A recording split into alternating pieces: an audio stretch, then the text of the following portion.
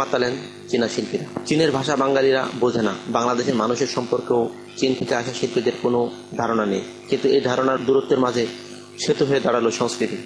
চীনের শিল্পীদের মনোমুগ্ধকর পরিবেশনা বুঝতে কোনো কষ্ট হয়নি দর্শকদের।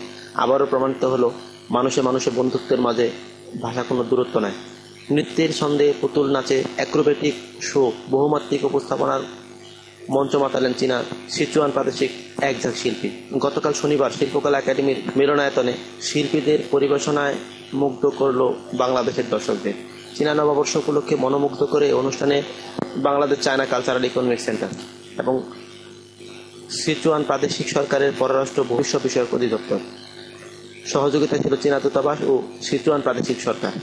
অনুষ্ঠানে প্রধান অতিথি ছিলেন বেসামরিক বিমান ও পর্যটন মন্ত্রী রাশিদ খান মেনন। বিশেষ অতিথি বক্তব্য রাখেন ঢাকাস্থ চীনা দূতাবাস মা মিং কিয়াং। এছাড়া বক্তব্য রাখেন শিল্পকলা একাডেমির মহাপরিচালক লিয়াকত আলী লাকি, সিচুয়ান সাংস্কৃতিক দলের প্রধান শেন চাও ও বিসিসিইসির সাধারণ সম্পাদক শাহজাহান মৃধা।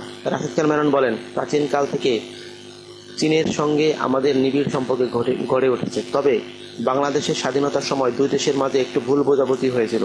পরবর্তীতে স্বাধীন বাংলাদেশে বঙ্গবন্ধুর প্রচেষ্টায় দুই দেশের মধ্যে সম্পর্কের উন্নয়ন ঘটে। চীন আমাদের নানাভাবে সাহায্য করেছে, উভয় একে অপরের উন্নয়ন সহযোগী হিসাবে কাজ করছি। চীনের সঙ্গে বন্ধুত্বের সবচেয়ে বড় বিষয় হচ্ছে তারা কখনো অন্য রাষ্ট্রের অভ্যন্তরীণ বিষয়ে হস্তক্ষেপ করে না। সংক্ষিপ্ত আলোচনা শেষে সাংস্কৃতিক পরিবেশনা শুরু হয় হ্যাপিনেস নামের নাচ দিয়ে।